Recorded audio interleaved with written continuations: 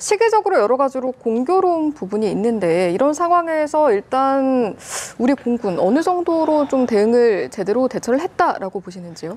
분명히 이 문제는 사실은 독도라는 영토에 관한 문제였기 때문에 사실 이번에는 조금 위험하긴 했죠. 어쨌든 경보 사격까지 하면서 대응한 것은 저는 적절한 조치였다라고 봅니다. 경고 사격을 해서 전 세계의 미국 동맹국을 제외하고 나머지 동맹국에 전부 다 러시아 전투기를 수출하는 나라에서 오작동을 일으켰다는 엄청난 큰 문제가 발생하는데 그거를 얘기하는 거는 아마 저희 군이 그만큼 이번에 대해서 대응을 잘했다고 보여지는 거예요. 네. 실제로 군사 한국은 러시아에 비해서 군사 약속이거든요. 그럼에도 불구하고 우리 공군이 즉각 출동을 해서 경고 사격도 하고 그다음에 성광도 쏘고 하는 이런 강력한 모습을 보고 아마 러시아도 아마 조금 찔끔했을 겁니다. 그래서 이제 글쎄요, 지금 원장님 기다리시는 동안 조금 상황이 변화가 된 것도 있어서 오늘 오전에 러시아 정부가 밝히기로는 어느 정도 실수였다라는 측면이 보였고요. 근데 지금 국방부가 밝힌 내용을 보면 영공 침범은 없었다. 오히려 한국 조종사가 안전 위협했다. 이 내용이 있거든요. 근데 이건 저희가 이제 조금 이따가 뒤에 좀 짚어보기로 하고 전체적으로 좀 다시 한번 짚어보도록 하겠습니다. 일단은 어떻게 지금까지의 상황을 좀 진단을 하고 계시는지 여쭤보고 싶네요. 아까 저희가 앞서서 설명을 드렸습니다만 이게 자칫 잘못하면은 굉장히 위험한 순간처럼 받아들여질 수도 있어서요. 지금까지의 상황을 어떻게 진단하시는지? 네, 일단은 그렇습니다. 일단은 독도 주변을 쓰고 중국과 러시아의 4대의 비행기, 조기 경보기까지 하면 5대의 군용기가 와 있고 그걸 대응하기 위해서 우리도 수십 대의 비행기가 떴고 독도 주변에 있으니까 또 자디즈하고도 그쪽으로도 가다 보니까 일본에서도 또 전투기가 자위대 전투기가 떠서 이 대한민국을 주변으로 해서 4개국, 그러니까 미국을 빼놓고 가장 강력한 군사력을 가지고 있는 모든 국가들의 비행기가 한 곳에 집결해서 전투기가 집결했던 그런 상황이 발생한 거죠. 사실은 문제는 사실 자체는 그거 하나 짧게 벌어진 일이었지만 사실은 그거를 우리로서는 굉장히 많은 청의 수준에서 볼 수 있는 부분이 있습니다. 첫 번째로 보게 되면 우리가 영토 주권에 관련된 문제이기도 하거든요. 독도를 중심으로 하고 있는 영공을 침해한 부분이기 때문에 영토 주권과 관련된 문제가 있고 또 하나 더 크게 봤을 때는 국제 정치 정세 속에서 중국과 러시아가 처음으로 이 항공 훈련을 했거든요. 군사기 훈련을 했거든요. 과연 이게 대한민국 영토를 침범하는 이런 상황이면 과연 이것이 군사 전략적으로 동북아와 세계 안보 질서에 어떠한 영향을 미치는가에 또 해석을 통해 가지고 우리 입장이 정해져야 하는 두 개 청에서 봐야 하는 꽤나 조금 복잡하기도 한 그런 문제라고 볼 수도 있습니다. 전반적인 상황에 대해서 짚어봤는데 사실은 이번 사안을 좀 제대로 이해를 하려면 저희가 기본적인 개념을 좀 짚고 넘어가야 할 것 같습니다. 카디즈가 정확히 어떤 개념인지 또 영공과는 어떻게 다른지 차이까지 좀 짚어주시죠. 그 중요한 말씀이십니다. 사실은 영공이라는 것은 우리 영토에서 12해리를 기점으로 해서 직선상에 있는 그 상공을 우리는 영공이라고 합니다. 그건 우리의 고유한 우리의 배타적인 주권 영역에 있는 곳입니다. 독도를 중심으로 해서 12해로도 같은 입장이고요. 그것보다 더 외곽으로 존재하고 있는 게 카디즈라는 건데 항공 식별 구역이라는 것인데요. 이거는 사실은 우리에게는 안보를 위해서 필요한 것이기도 하고요. 다른 외국의 군항기 같은 경우에는 본인들이 지나가게 될 때 미리 신고를 해서 오인 사격도 할 수 있거든요. 항공기는 워낙 빠르기 때문에요. 군사기는 빠르기 때문에 이 비행기가 우리 영공을 침해해서 들어오는지 지나가는지 알 수가 없거든요. 그런데 미리 이 근처에 오게 되면은 미리 신고를 해서 그쪽으로 지나갈 테니까는 뭐 아무런 의미 없다라고 이야기 미리 그렇게 하는 부분이거든요. 그렇기 때문에 이거는 사실은 우리 대한민국의 안보를 위해서 중요하고 또 한편으로서는 이 대한민국 주변을 통과하는 모든 국가들의 항공기에게도 군용기에게도 안전을 확보하기 위한 그런 조치입니다. 그런데 대단히 중요한 조치인 거죠. 그러니까 쉽게 얘기하면 영공은 그냥 영토 직선 위로 10해리니까 하늘인 것이고 카디즈라고 부르는 한국 방공 식별 구역은 만약에 뭐 일본이나 러시아 어떤 전투기가 들어오려고 하면 지금 이 선을 넘어오시면 네. 위험하니까 우리가 그렇죠. 어느 정도 경고는 드리는데 네. 영공까지는 넘어오지 마세요 그렇습니다. 하는 어떤 그 선을 네. 우리가 카디즈라고 부르는 거고. 네, 그렇습니다. 워낙 빠릅니다. 전투기는 빠르기 때문에 예. 그 미리 그 오기 인근에 영공을 오기 전에 미리 그 신고를 할 수밖에 없죠. 안 그러면은 오인 사격을 할 수밖에 없거든요. 이 그렇죠. 비행기가 왜 넘어온 줄 모르니까 예. 바로 발사할 수밖에 없는 거죠. 영공이 오니까 아무 예. 허락 없이 예. 뭐 그런 상황이기 때문에 안전 조치라고 보는 것이 굉장히 중요합니다. 그러나 그럴지라도 카디저는 대한민국에 있어서는 배타적으로 우리가 보호하고 있는 관할하고 있는 또 예. 하늘이다라고 볼 수 있는 부분입니다. 예, 그러니까 이거 나라마다 다 있는 거죠. 다 뭐, 있습니다. 네. 100% 다 있지는 않고요. 예, 예. 지금 같은 경우에는 일본 있고 한국 있고 예. 중국은 그 2013년 없다가 2013년에 마라도 밑으로 해서 쭉 껐었죠. 그래요. 그러면 우리도 대응해가지고 같이 우리가 그 카디저를 다시금 끄면서 마라도하고 예. 다 포함해서 다시 우리 확장해서 카디저를 끈 적이 있었고요. 예. 그 전 세계 국가들이 다 그 방공 식별 구역을 가지고 있지는 않습니다. 예. 그렇지만 이렇게 아주 이렇게 밀집돼 있는 것 같은 경우 서로의 편의를 위해서 이렇게 그어서 항공의 안전을 도모하고 예. 항공 질서를 지키기 위한 그런 목적이 있다고 볼 수 있는 거죠. 네, 뭐 네. 항공기나 전투기 이런 거에 대한 지식이 저희가 뭐 전문가는 완벽하게 아니기 때문에 네. 이게 의도가 있는 움직임일까 혹은 뭐 진짜 뭐 기기 오작동이나 뭐 실수였던 부분일까 이런 부분이 궁금한데 일단 그건 어떻게 평가하십니까?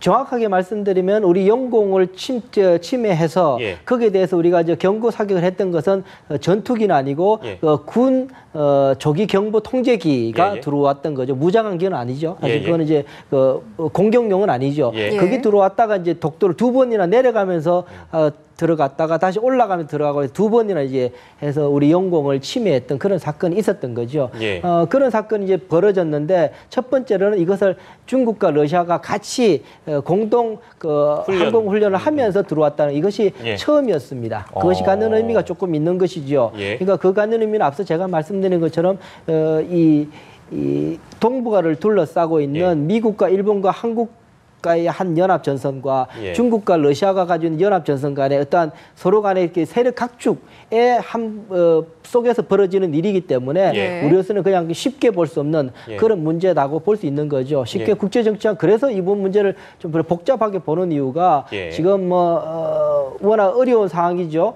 그 한국과 일본 간의 일본의 무역 통제에 벌어지는 여러 가지 감정 싸움, 예. 여러 가지 그런 문제들이 벌어지고 있는 상황 속에서 예. 중국과 러시아가 이런 빈틈, 약한 고리가 과연 어딜 것인가? 예. 인도 태평양 미국의 전략 속에 있는 미국과 일본과 호주와 인도 이 라인 속에서 과연 가장 약한 고리가 어딜 것인가를 찾는 입장에서 중국과 러시아가 아주 저강도 도발을 통해서 한번 건드려 본 것 아닌가라는 예. 시각을 해석을 국제 정치학적으로는 그렇게 해석할 수밖에 없는 상황입니다. 예, 그럴 수밖에 없다. 네.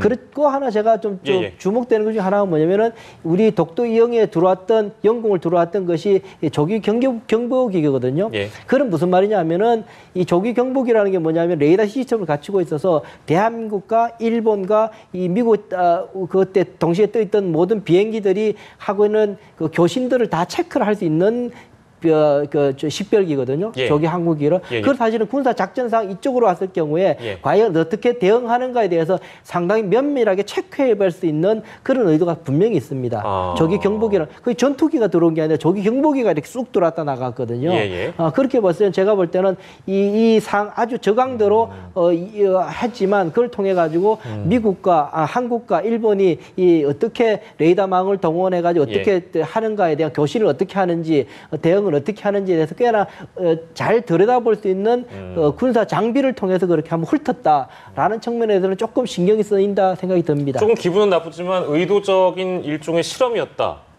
저희들로서는- 봐도 네, 저희들로서는 일단 그 예. 의도라는 거는 국제 정치에서 의도라는 건 사실은 중요하지 않습니다. 사람의 마음은 읽을 수 없기 때문에 예. 아니 뭐 전쟁하려고 그 전날까지 전쟁하려고 준비해도 아니다. 나 그 대화하러 그쵸, 그쵸. 왔다 그러고 뭐 예. 그 다음 날 할 수 있는 거기 때문에 국제 정치학에서 현실주의에서는 예. 의도를 보기보다는 실력과 능력을 먼저 보게 됩니다. 예. 행동 자체를 보는 거죠. 예. 그렇게 본다면 그 행동 자체가 갖는 의미가 무엇인가에 예. 대해서 우리는 분석하는 것이 우선은 맞을 거다라고 생각을 해볼 수 있는 거죠. 그렇기 예. 때문에 어제 우리가 뭐 방금 새롭게 나온 뉴스는 아닙니다만 어제 나온 뉴스에 하면은 러시아의 그 연락관이 와서 이거 사실은 오작동에 의해서 그런 거다라고 이야기했었다고 이제 우리가 공개가 됐었지 않습니까? 그랬다가 이제 오늘 이제 방금 나온 이제 다시금 우리 국방부에 의하면 그것이 아니라 그런 것은 없었다. 그리고 우리는 영해 침도 하지도 않았다. 그리고 거기다 오히려 우리 한국의 전투기들이 우리를 위험하게 했었다라고 오히려 항의하는 적반하장격의 그런 모습을 보였던 거죠.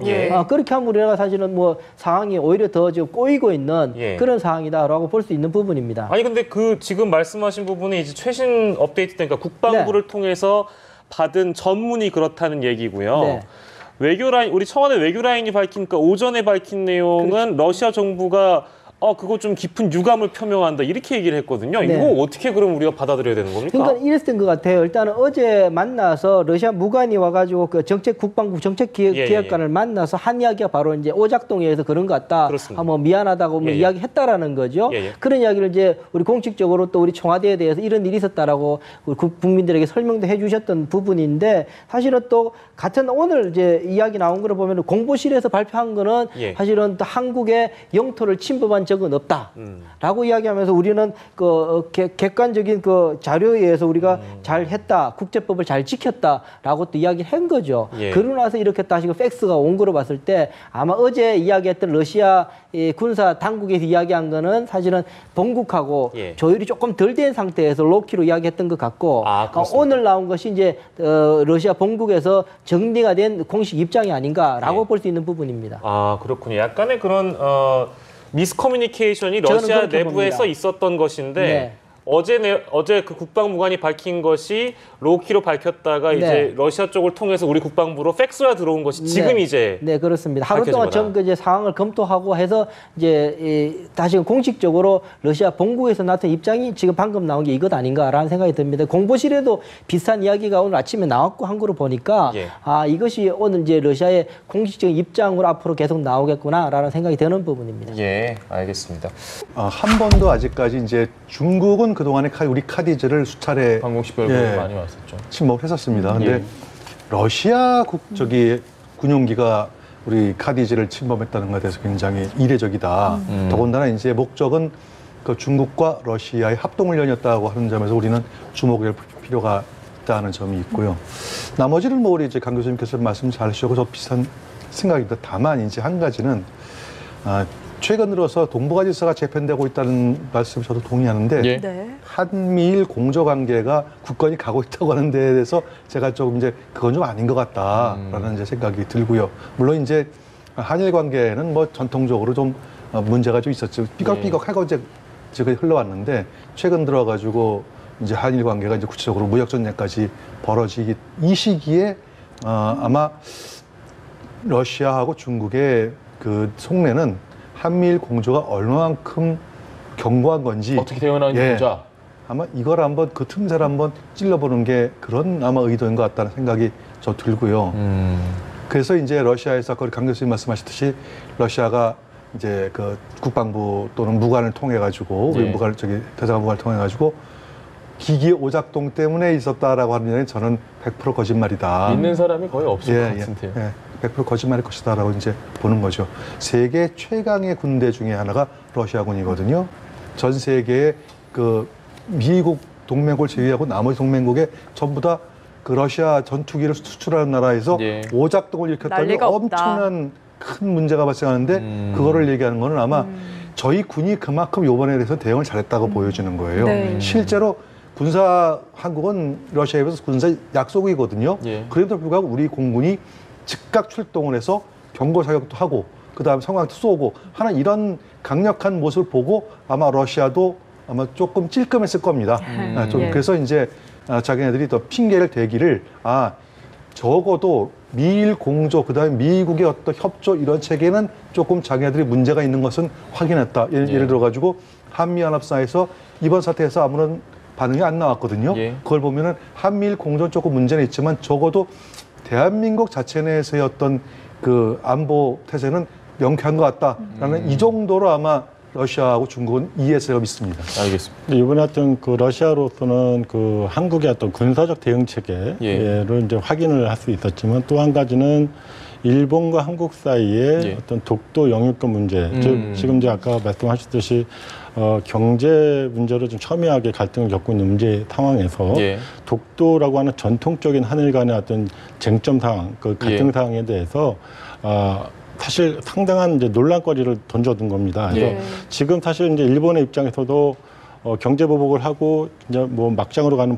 판에서 지금 사실 이 독도 문제에 대해서 조심스러워하지 않거든요. 사실 어제 같은 경우에 스가 장관의 그 반응을 보면은 전혀 조심스러움이 없습니다. 왜 우리 땅에서 니네가 공격을 하고 총을 쏘고 그랬느냐라고 하면서 이런 부분에 대해서 이제 물론 이제 그것이 자기네들이 향후에 어떤 자기네들이 영토를 주장하기 위한 근거로 만들기 위한 기록 차원이라고 하더라도 실제로 그런 부분들이 지금 한일 간에 전면적으로 붙고 있는 상황을 더 촉발시키고 있는 그런 상황을 사실상 이제 중러가 이번에 좀 의도한 거 아니겠느냐 이렇게 보여집니다. 알겠습니다.